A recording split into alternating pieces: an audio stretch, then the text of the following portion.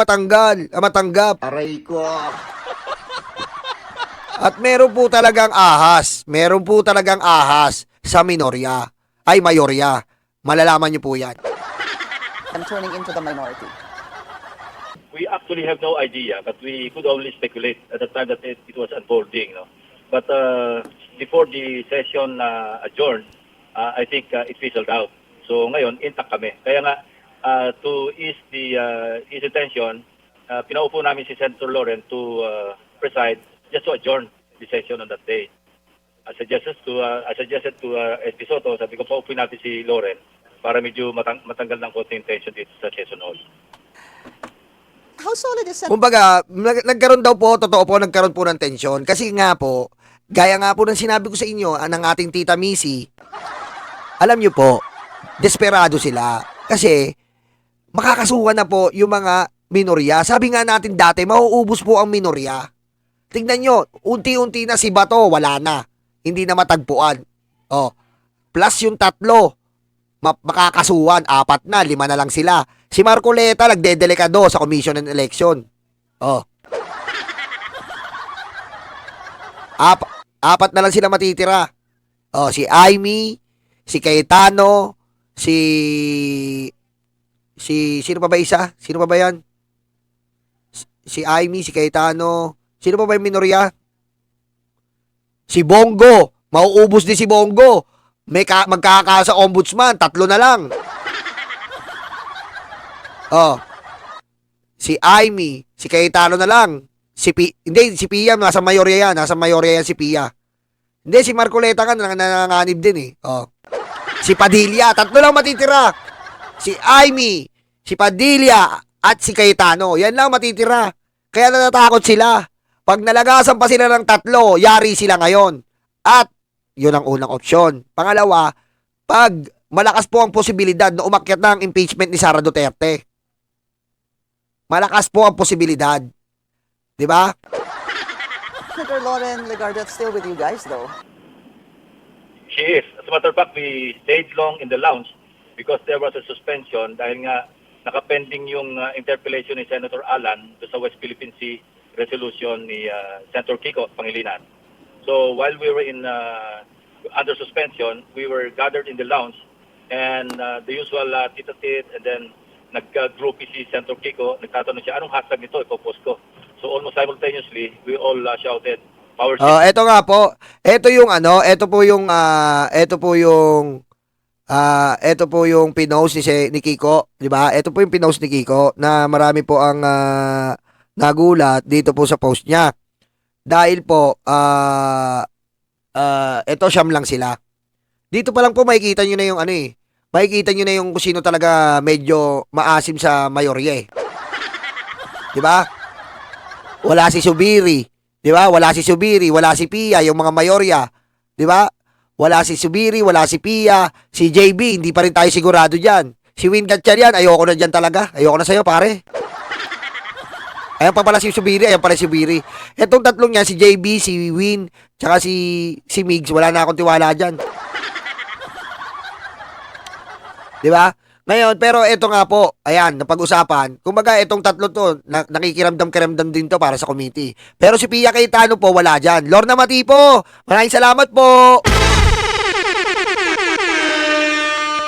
Kamusta po kay Ma'am Heidi, tsaka kay Ma'am Lorna Matipo? Thank you po. Di ba? Oh. Wala na si Pia. Wala rin yung mga bilyar. Sabi ko sa inyo, mga bilyar, ano yan, mga tuso yan. Kung saan sila pwedeng makinabang, doon sila dahil nagdedelikado sila ngayon. Buong pamilya nila may kaso. Panloloko sa taong bayan. Oh, ayan po Ayan. Okay, diretso natin. Pakinggan nyo itong punto ni Lacson. Maganda to eh. So that's it. Yeah, I wanted to show that photo because there was so much speculation. Obviously, alam niyo naman po yun, ang gulo din. The media was also trying to find out exactly what was going on. And then, yun lang po nakikita natin, yung picture na pinost si Senator Kiko, yan po, we're showing it on screen, na power sharing. Tapos napunta po sa term sharing. But before I go to that, was there really fear? Would you say, honestly, sir, that there was a little bit of concern or fear or the possibility na matatanggal kahapon si Senate President Tito Soto? But we went through this exercise before, no? There's so many coup d'etats attempt or coup attempts na yung iba nag-succeed. So, it's nothing new to us, no? And we were ready actually. Kasi sabi ko kay Senator Ruiz, sabi ko she's my seatmate, sabi ko, galing naman tayo sa lusak, lilima tayo doon, here we are in the majority, so kung babalik tayo, walang masyadong problema. Sanay naman tayo. So ganun lang, yung we were taking it in stride na if it happened, then nangyari. Pero si Senator Loren Legarda talaga yung lumalabas sa pangalan kahapon, Senator Ping. And you even had, you posted on X something about that. Yung after dangling the Senate presidency to her, they are now floating the falsehood that it was Senator Loren who volunteered to recruit warm bodies to pave the way for a new Senate majority. It is not only malicious, it is sadistic. So ano ho ba talaga nangyari? What can you share to us about this, sir?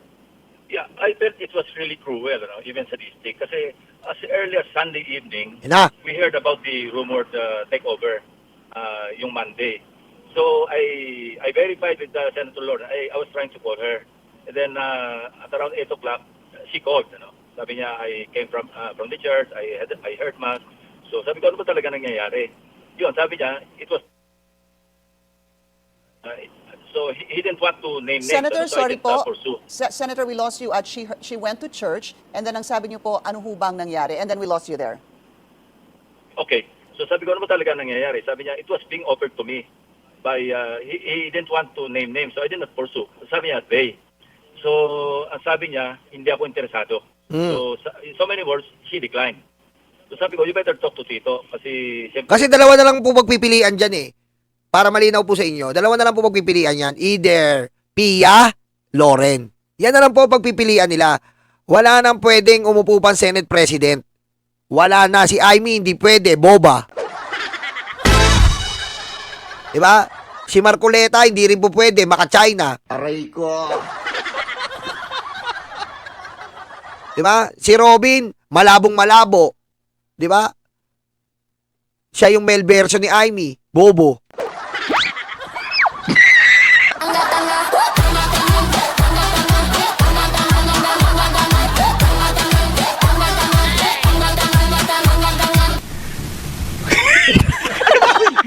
Diba? Ayun po yan. Ngayon, ito po ang analyzation yan. Tama po yon na si Loren po, hindi niya tatanggapin yan. Bakit kamo? At buti na lang hindi niya tinanggap yan. Bakit kamo? Bakit? Pag tinanggap po ni Loren yan, bubutasan siya ng Duterte Black. Diba? Ang gusto kasi ng Duterte Black, maupo si Loren. Panibagong kudita. Pag naupo po si Loren, mababago po lahat ng committee. Mamamaniubra nila lahat yan. Lalong-lalo na yung Blue Ribbon Committee. Lalong-lalo na yung iniiyakan ni Amy na Department of Foreign Affairs. Yung committee niya sa Foreign Affairs, tinanggal siya kasi nga, tanga. Oh, tinanggal. Ngayon, yun ang technique at taktika netong mga hayop na to. Bakit? Ano po ba ang benefits ng mayorya? Kayo ang magsasalita sa floor. Kayo ang magmamaniobra sa floor. Like they did in the last impeachment. Yun po ang gusto nila. Through cheese and Joel is Lord, through cheese and Joel is Lord, na manipula nila ang impeachment. Nabraso po nila ang impeachment. Ganun po ang gusto nilang gawin uli, part 2. Pero hindi na po umubra. Kapag umupo po si Loren, iba na ang mga komite. Sino kawawa? Taong bayan. Sino kawawa? Yung mga pag-aaral ng batas para sa taong bayan. Pangalawa, makukuha nila yung Blue Ribbon. Hindi nila mamanipulahin nila yan. Panibagong hearing na naman tayo, panibagong script na gagawin nila. Yan po ang gusto nila. Pangatlo, pag pinaupo nila si Loren, babanatan niya ng Duterte Black. Sino? Si Loren Legarda. Ikukudita nila yan. Para in the later part po, pag nandiyan na yung impeachment, pag nandiyan na yung mga takil tungkol sa Duterte, sila na ang major majority. Etong solid Duterte Black na mga tanga. Yung siyam dyan. Oh. Sisiraan, sila mismo ang sisira kay Loren through Leandro Lebiste. Sisiraan nila yan. I-open nila na si Loren ang nagpalabas at nagpa-backup diyan sa solar. For example. Yan, gagamitin nila kay Loren. Kung sila ang nagpaupo, sila rin magpapaalis. Tactics nila yan. Buti na lang hindi pumayag si Loren. Dahil sa totoosin lang po, bakit ka papayag? Unang-una, nasa mayorya ka eh. Nasa mayorya ka. Ba't ka papayag? Nasa mayorya ka. yung Senate President hindi naman hindi naman mahirap kausap. Hindi naman mahirap kausap. At yung Senate President, tandaan mo, ikaw, si Loren Legarda po ang nangalap ng boto para kay Tito Soto. Si Loren Legarda, no, nangalap ng boto para kay Tito Soto. Kaya bilang gante ni Tito Soto sa kanya, sinabi niya, Loren, hindi ako mahirap kausap, alam mo yan. Kung gusto mo, mabigyan ka namin ng record na first ever Senate President, gagawin namin.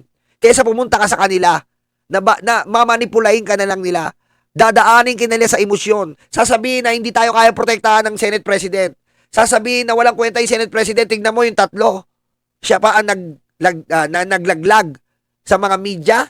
Buti nakuha namin to, Trulito Lapid, itong Blue Ribbon Draft. Oh, yun po ang sentimiento na pinapakalat nila Cayetano at ni Marcoleta.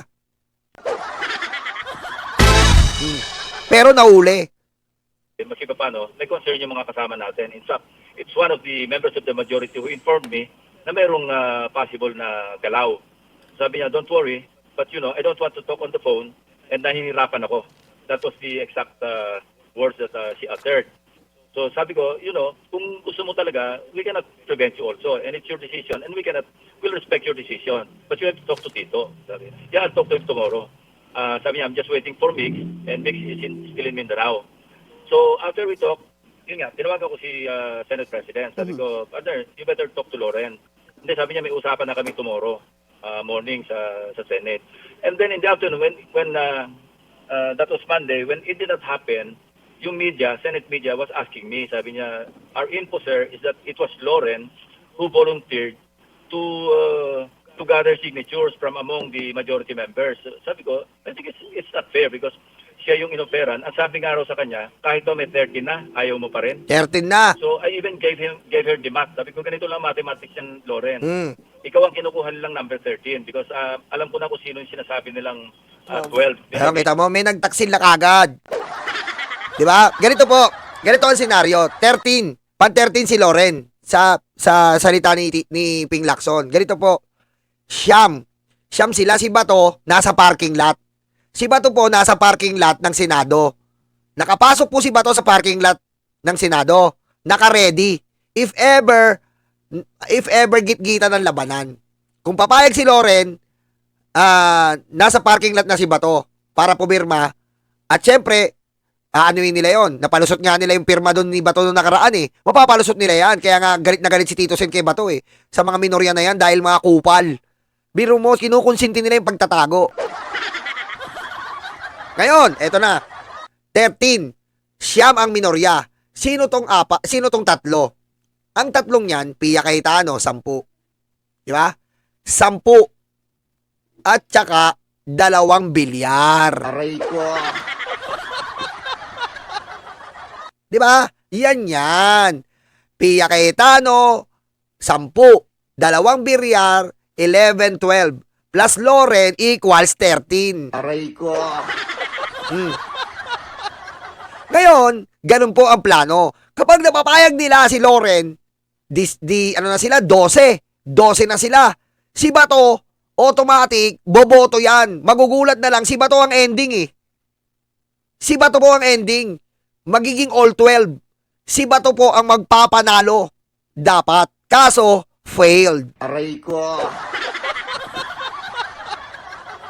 Diba? Kaso, failed. Failed attempt. Aray ko. Diba? Oh. Yan po ang isang probability. Kasi nga, etong nangyari pong to ay talagang ahasan to. Ahasan. Kasi wala naman po talaga na katulad na nangyari kay Chis Escudero. Si Chis Escudero po, involved siya sa flood control. Binanggit siya ni Bernardo. Dapat siyang tanggalin as president. Pero si Soto po, wala siyang involvement sa anuman. Bakit mo sila tatanggalin? Ha? Bakit mo sila tatanggalin? Di ba? Hindi mo pwede sabihin dahil nilabas nila. Redundant na nga eh. Bakit redundant? Meron na sa ombudsman na yung tatlong yang kinakasuhan. Ombudsman na nagsabi na iniimbestigahan nila yung tatlo. Si Joel Villanueva, kita-kita mo naman, nag-refile pa, nag-counter pa yan sa DOJ. Oh. Si Jinggoy, ganun din. Si Chis Escudero, ganun din, sinasabi ng ombudsman. So wala pong masama kung ilabas ni Ping Lacson itong Blue Ribbon report. Kasi normal po magkaroon ng Blue Ribbon report. Bakit normal? Ganun po yung committee. Gaya po yan ng Quadcom, meron pong Quadcom report. Kung saan pinapakita nyo po ang nangyaring investigasyon na ginawa nyo sa committee. Normal po yun. Ano nga namang i-cross out ni Lacson itong tatlo. Sa ombudsman, kitang-kita na po na sila ay nagnakaw. Kaya nga iniimbestigahan. Ano pong iisipin ng taong bayan kay Lacson, kay Soto? Alam nyo, maging proud tayo kay Tito Sen. Bakit? Kaya niyang banggain kahit sino. Kahit kabaro kita, masama ang ginawa mo, babanggain kita. Yung po ang tamang leadership. Hindi po katulad ni Chis Escudero. Anong leadership ni Chis Escudero? Dilaan ng kuyukot ni Sara Duterte. Dilaan ng betlog ni Digong.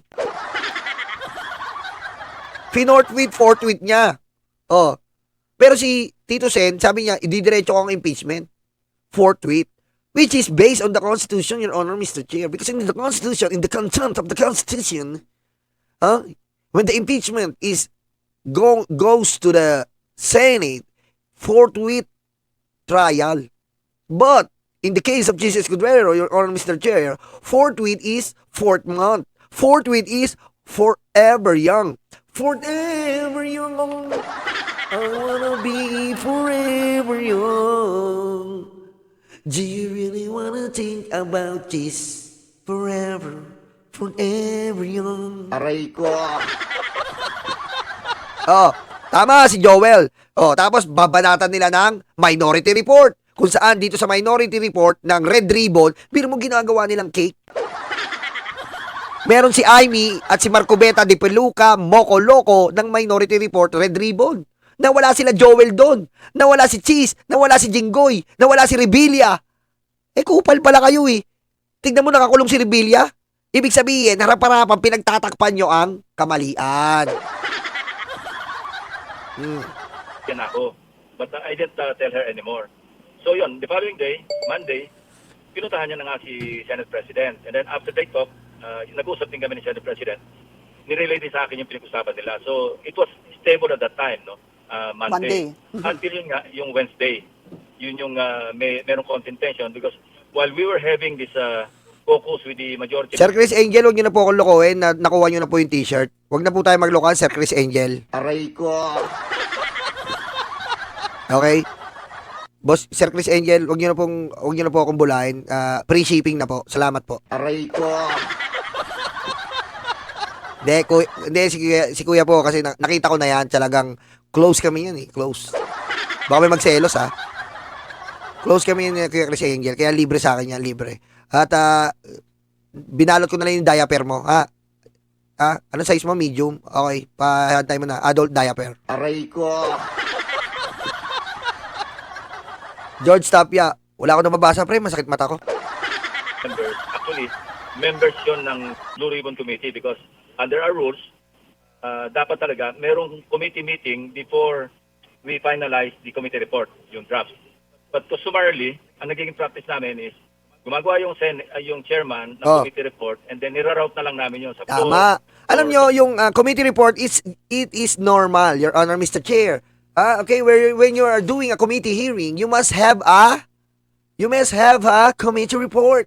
Because you must tell the Filipino people, imploring the aid of the Almighty God, the accomplishment of your committee hearing. Okay? This is a normal process, Your Honor, Mr. Chair. Okay? It's not like the other way around in which some of the committee hearing in the Senate have no committee report. For example, do you have a committee report regarding Fulburon video or Bato de la Rosa hearing? There's none, Your Honor. No committee report. Only optics, bad optics for the administration. Mother. What the fuck? I agree to you, Smart J. Lacson, committee report. Bato, Marcoleta, Kamote report. Aray ko. Officers or staff to staff, ganon. So, that's what I did.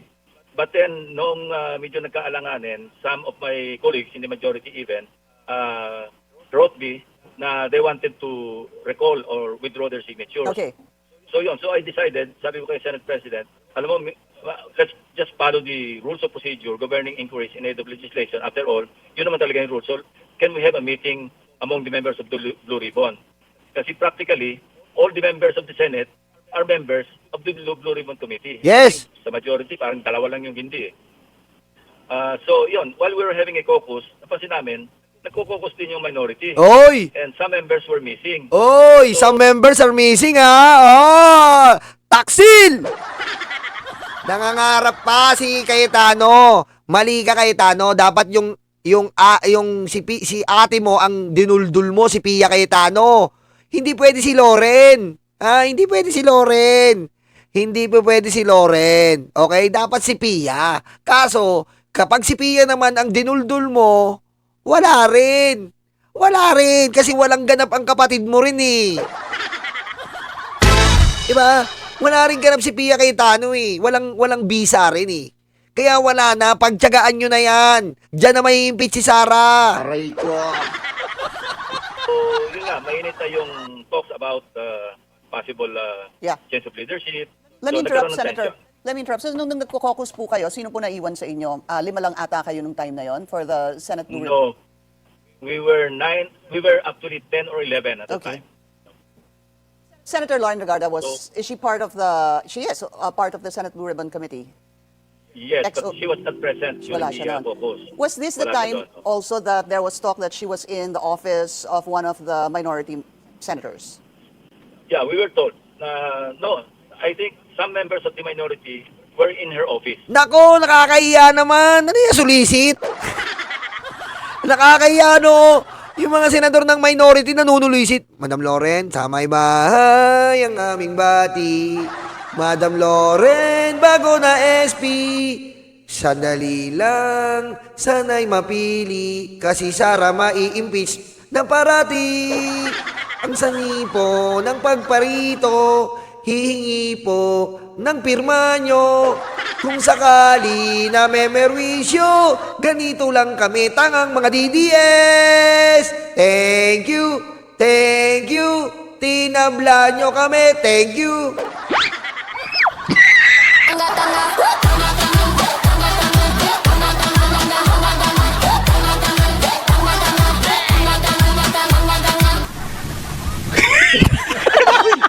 Oy, Ma'am Lorna Matipo, maraming salamat po ha. Thank you, Ma'am Lorna Matipo. Thank you po ha. Ma'am Heidi, salamat po palagi ha sa mga binibigay nyo. Thank you po.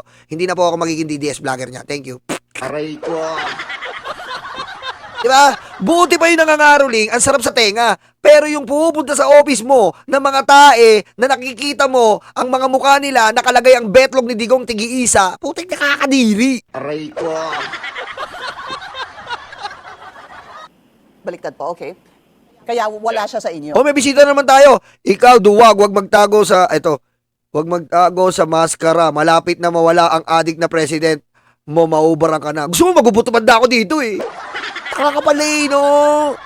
Oh, napansin na kita, may bayad ka na, 100 pesos ka na. Butubad lang pala eh. Taka ka ba? Butubad, magaling ako dyan, taka. Aray ko. Bobo. Ano ba? Ang dami yung sinasabi, tanggalin niyo muna yung presidente, taka. Ang tagal-tagal na, ano pecha na. Aray ko. Ang dami yung na ginawa, may kahit 100 na leche. Oh. Ano na naman kinasabi mo dyan? Malapit na malapit. Kailan ba yung malapit na yan? Putik ka. Okay? Kung gusto mo ubutubad, PM mo ako, ubutubad tayo, taka. Patayin mo si BBM? No joke.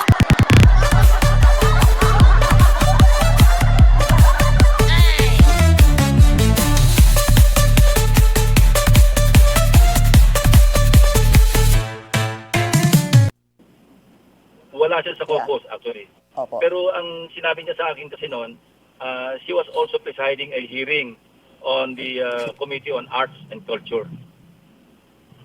All right. Just a quick question, sir, dun sa ilan mga sinabi. Tsaka makikita nyo po dito, wala yung mga bilyar. Taksil ang mga bilyar! Taksil na piya! Taksil! Ha? Wala kayo sa picture dito. Wala kayo dun sa siyam. Mga taksil sa taong bayan! Aray ko. Bobo yan eh, mga yan. Nagtatago daw ako sa maskara. Ayoko na nga na itong maskara na to eh. Nanggigigil na ako eh. Ayaw na ng mga subscriber ko eh. Mga matatandan to eh. Isiin mo yung mga matatanda.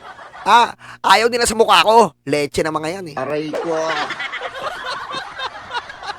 Sinabi po ni Senator Lauren, she's not interested. Ang sabi niyo po, sabi niya, nahihirapan ako and waiting for MIGS. What did that mean, yung nahihirapan ako at bakit ho waiting for MIGS? Baka manganganak si Loren. Nahihirapan ako. I'm waiting for mix bago ako mag-deliver. Joke lang. Senator MIGS, wala. go ahead, sir. Walang elaboration eh. Yun lang sinabi niya. So, doon ako medyo na-concern. That's why I told Tito na you better talk to Loren. Kasi meron ako nararamdaman na parang hindi siya Solid. definite doon sa sagot niya. Hindi categorical. While she told me that she declined, pero may sinasabi rin siyang nahihirapan siya. But para po sa inyo, Senator Ping, kampante po kayo na si Senator Lauren po talaga ang nilapitan and it's not the other way around. That is correct. Because as early as Sunday evening, we already talked, although sa telepono. Sinabi niya na I declined. I was being offered. In fact, she mentioned niya na kahit 13 na, kahit meron ng 13, ayaw mo pa rin mag-Senate President. Parang gano'n. Yeah. And then you were saying, alam niyo na sino yung 12 and pagka yung... Biro mo, ayan pinaupo, pinagtripan yung minorya. Iyak po talaga eh. Hindi po sila lumabas. Nakakulong dun daw po sa kwarto. Nakakulong po sa kwarto habang kausap po si Sara Duterte. Ano, okay na ba? Ha? Ayos na ba? Dodoblehin ko yung padala sa inyo. Ma'am. Hello, ma'am. Sorry, ma'am. Hindi tagumpay. Aray ko.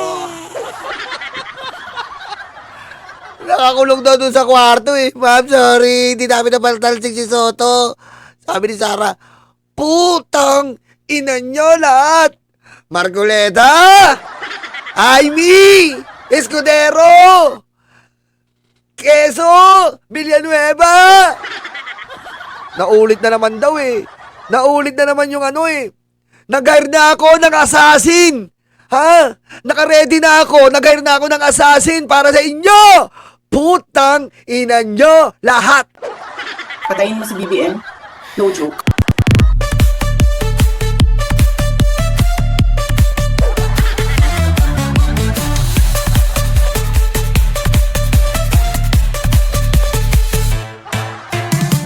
Galit eh. Mission failed eh. Ma'am, sorry, mission failed. Ay, patay. Yari. Kasi po, nakamansyag na po si Sara dito. Dahil ito na po ang impeachment. Mapapahiya si Sara dito talaga, sabi ko sa inyo. 13, that would have been Senator Lauren Legarda kung pumayag Yes. siya. And I think, speculative to, but Lauren was waiting to talk to Senator Subiri, who at the time, I think was en route to Manila from Bukidnon. Kasi that was Sunday, magkaka-session kami na Monday. Sabi niya, I'm waiting nga for MIGS. So I was also thinking, kung 12 and number 13 si Lauren, and since Senator Bato could not be present in the hall, kasi pwedeng resolution, 13 signatures, and pwede na mag-relinquish yung sitting Senate President. But kung magkaroon ng nominal voting sa floor, kailangan yung physical presence. And since Senator Bato is still missing, or at least at the time, Nasa parking. Nasa parking po si Bato. Naghihintay po yan. Tatawagan ni Marcoleta. Balik ka na. Okay na. All 12 na. Diba? Balik ka na. Nakapirma na 12. Balik ka na. Isa lang. Bilisan mo lang, tapos alis ka na uli. Okay, copy. Aray ko. Nagtatago po sa parking ng Senado na naghihintay po ng all 12. Kasi siyam sila, dalawang Biryar, 11, plus isang Pia Cayetano, 12, plus isang pirma ni Bato, panalo, 13, over 11 sa 24. Kaso tablado, hindi pumayag si Lauren. Walang sapat na boto at meron pong bumawi. 'Di ba? Talo na sila. Meron pang bumawi para matanggal sa record. Hulaan nyo na lang. 'Di ba? Nagkapirmahan ng panibagong kudita. Meron po binawi yung pirma. Pero alam naman na ahas eh. Babawi ka pa ng pirma. Ba't babawiin mo pa yung pirma? Alam na yung totoong kulay mo. Tanga ka din eh. Aray ko. stuck around. So parang ang tingin ko lang, kumukuha sila ng assurance na 13 pa rin, even without Senator Bato. Remember, they're 9 in the minority. Oo. So kung makaka-12 sila, number 13 Senator Lauren, kailangan nila ng backup na one more para siguradong kung hindi makarating si Senator Bato for, of course, for obvious reasons. So- secured pa rin yung 30 nila. Ang basa ko po dito, 9 sila sa minority. Ang posibleng lumipat will be the 2 Villars Oh. and the 1 Cayetano. Oh no! 2 Villar and 1 Cayetano. Oh no! Aray ko. I don't want to speculate or even if I have some idea, ayoko na lang i-share. Sa akin na lang yan. Okay, all right, Senator. Well, siguro because that was averted, sino ho ang pasimuno nun para po sa inyo? Ayoko na rin magturo. Meron lang ako idea kung sino. Okay, all right. Yeah. Last question on that. Do you feel comfortable now that you really have the majority with you, including Senator Loren Legarda, for now until, in the short term, and I'm talking about maybe a month?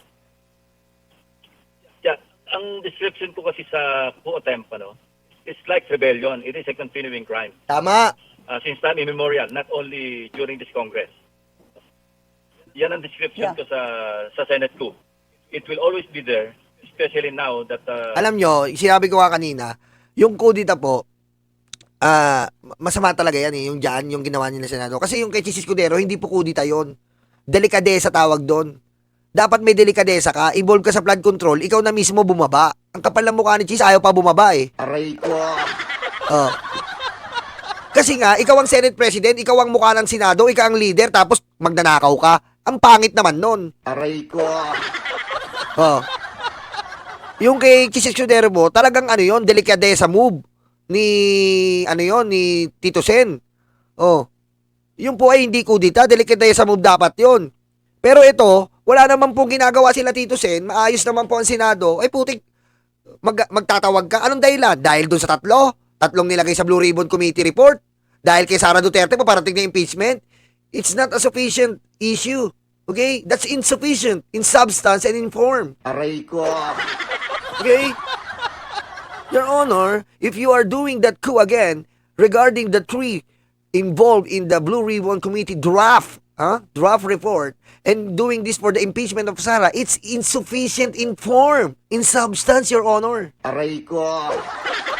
Oh. Tama. And it's like Martin Romualdez, my uncle. Eh! Diba? Patulad din ni Speaker Martin yan. Delikadesa. Dahil yung Kongreso ay namimiligro. Bumaba siya. That's delikadesa. Pero si Cheese wala po delikadesa. Eh! Medyo manipis yung difference sa numero. Sa majority 9 and 15. minority.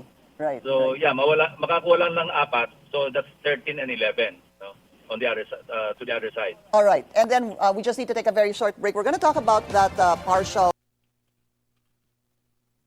term sharing. What is really the story on this term sharing? Because it appears Senate President Tito Soto is confirming that. Senator Mig Zubiri also, it seemed like also he confirmed that. What can you tell us about this term sharing between Senate President Tito Soto and Senator Loren Legarda?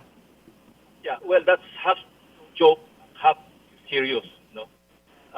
Nung Monday, when Senator Lawrence and Senate President Tito talked doon sa office niya, sinabi niya naman kay Senator Lawrence, alam mo, kung gusto mo talaga, Yan. bakit lilipat ka pa sa minority? Pwede naman natin pag-usapan sa majority. Okay, tamo. Yan po. Oh. Ba't lilipat ka pa sa minority? Tatry daruin ka lang ng mga animal.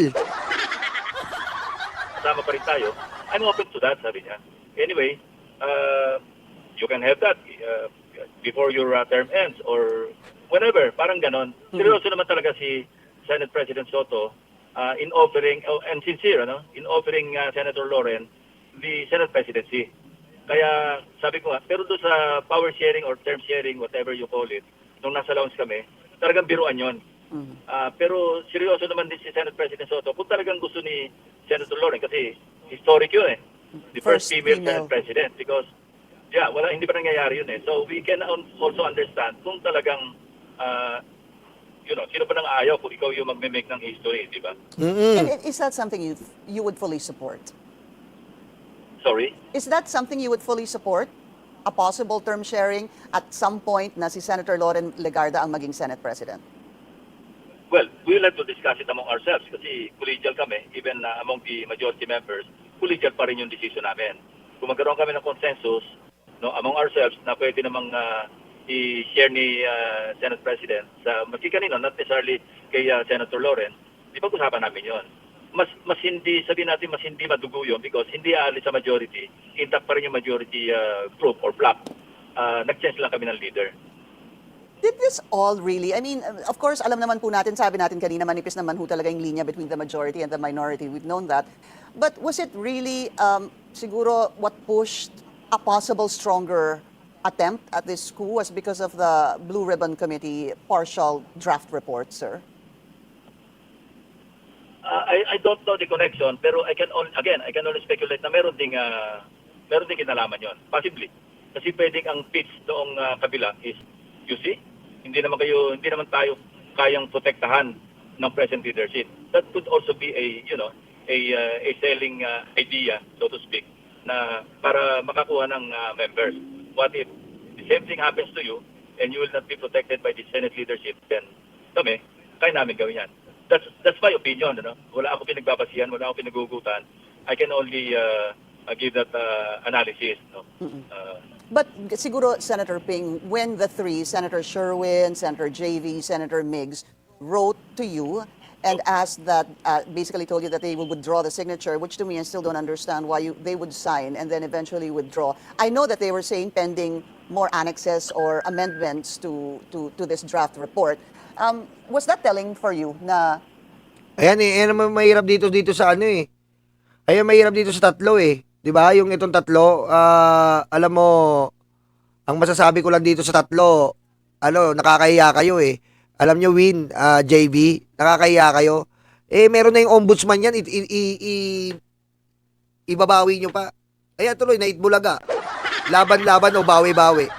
Hindi na dapat binabawi nyo yung pirmang yan. Meron na kasi sa ombudsman may nakakulong na ng isa rebelli hindi yung, sabi nga namin sa Bengador, hindi all about kaibigan to. Putik, kung ganyan ang mga senador natin, lumayas kayo dyan. Hindi all about kaibigan yan. Unang-una, pangungonsinti yan eh. Parang sinasampal niyo yung taong bayan na raparapan yan. Ang kakaya naman kayo, di ba? Pero, porket kaibigan nyo, kukonsintihin nyo. Aray ko.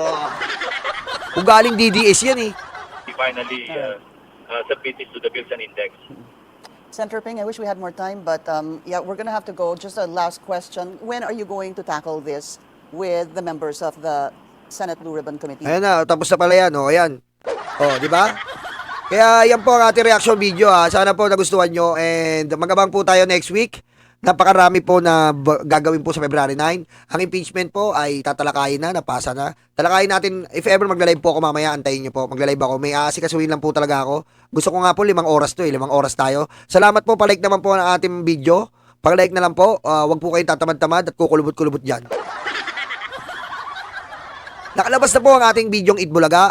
Panoorin nyo po sa ating YOLO main channel. At ang ating Auntie Claire na marami na po nakakagusto. Maraming salamat po. Maraming salamat po. I-share po natin yung mga songs natin. At kung gusto nyo pong i-upload, wala pong problema. Basta lagyan nyo lang po ng, baguhin nyo lang po ng konti para hindi po kayo makopyright ni YouTube. Hindi po ako nagka-copyright yung YouTube. Mag-ingat po kayo, okay? Mag-ingat po kayo. Baka may copyright kayo ni YouTube. Okay? Itbulaga! Etra!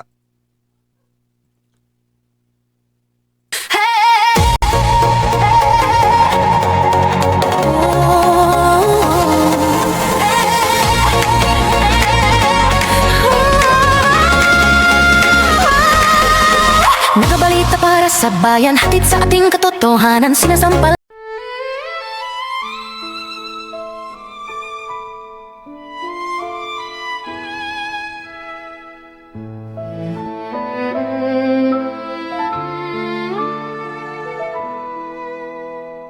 Nakaupo ako, lumalamon sila. Masasaya itong aking mga kaibigan. Abot kamay nila ang bunga ng puno. Dahil balikat ko ang ginawang tuntungan. Habang namimitas lalong natatakam, sila ay para bang wala ng kabusugan. Kahit alam nilang mayroong mga lang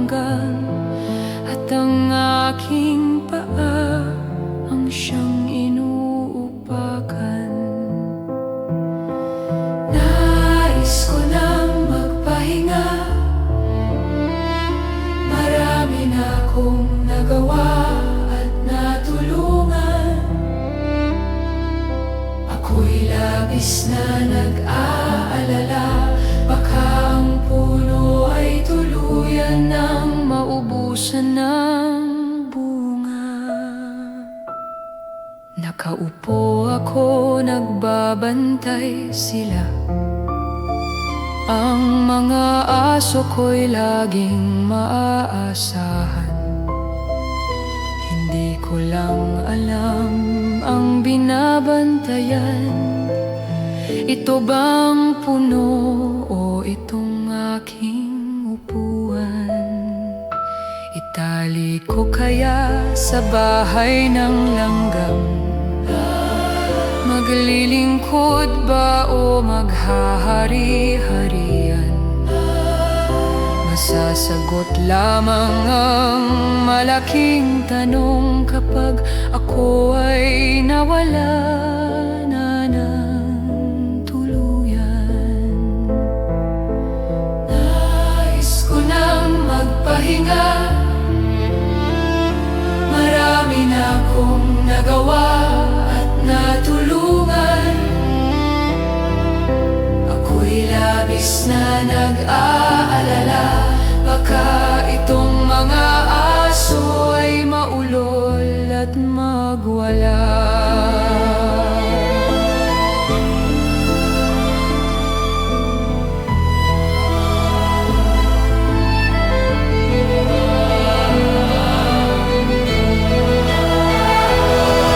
Daming naupo, walang solusyon. Daming nangako, naging ilusyon. Ikaw ang sagot-sagot sa aming tamong-tamong. Ikaw ang boses sa aming bulong.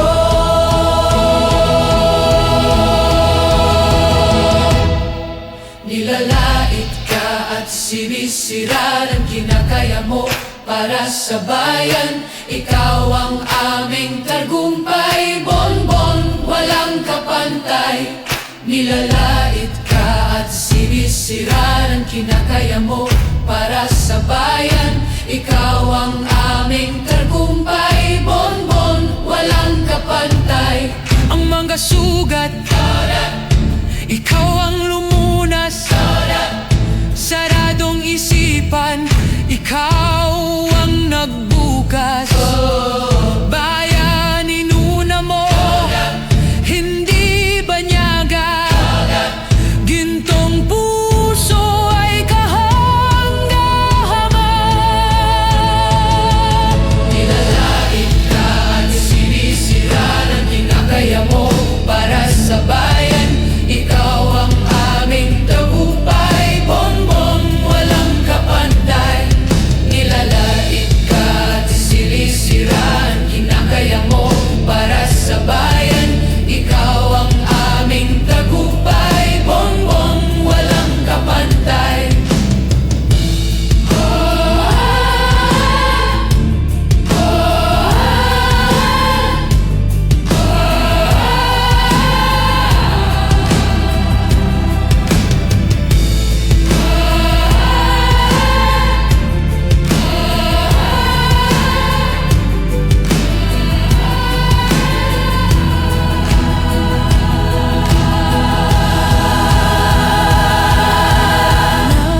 Nais ko nang magpahinga, marami na akong nagawa at natulungan. Ako'y labis na nag-aalala, baka itong mga aso ay maulol